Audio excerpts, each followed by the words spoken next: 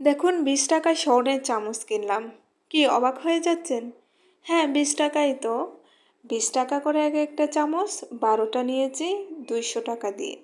২৪০ টাকা হওয়ার কথা, কিন্তু আমার কাছ থেকে ২০০ টাকাই নিয়েছে। আরও অনেক কিছু কিনেছি, সেসব ভিডিও করিনি। এই চামচগুলো খুব সুন্দর, আমার খুব ভালো লেগেছে। যেদিন সকালে রান্না করতে হয় না, সেদিন আমি ভাত বেঁচে খাই। আমার খুবই ভালো লাগে, আজকেও তাই করেছি। এরপর ফাতিহার জন্য খিচুড়ি আর রান্না বান্না শুরু করব। এদিকে তো বৃষ্টি থামছেই না, পানি শুধু বাড়তেছে।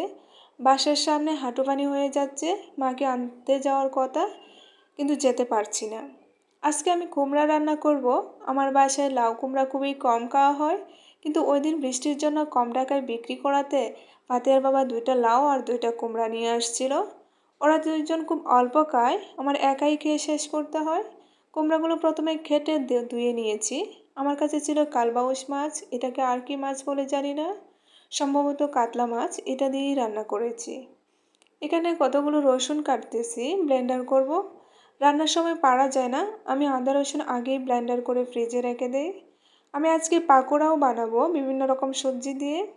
আমার কাছে ছিল লাউ কুমড়া আলু গাজর আর ডাল, এগুলো দিয়েই বানিয়েছি, খেতে অনেক মজা হয়েছে। ফাতিহার বাবার খুবই পছন্দের একটা জিনিস। এই পাকোড়া বাঁধাকপির সময় অনেক বানাতে হয়। আর এখানে এদিকে বোনের 2 মেয়ে কান্নাকাটি শুরু করে দিয়েছে যে এখনও কেন তাদের বাসায় যাচ্ছি না, কিন্তু কি করব, পানি তো কমতেছে না। না কমলে যাব কি করে? যেহেতু বাসাটা মেন রোড থেকে একটু ভিতরে, এত পানির মাঝে গাড়ি ঢোকারও কোনো ব্যবস্থা নেই। আর এই কলাগুলো ফাতিহার জন্য নেওয়া, একটা ম্যাশ করে এখনই খাওয়াবো। তো আজকের ভিডিওটি এই পর্যন্ত, কথা হবে নেক্সট ভিডিওতে। ততক্ষণে সবাই ভালো থাকবেন, সুস্থ থাকবেন। আল্লাহ হাফেজ।